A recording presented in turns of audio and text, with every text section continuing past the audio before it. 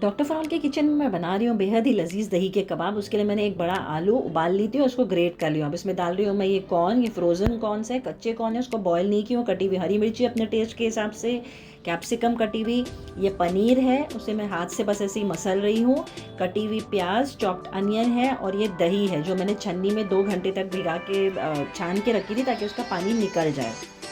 डाल रही हूँ चिली फ्लेक्स, सूखे मसाले में नमक था, गरम मसाला पाउडर और धनिया पाउडर।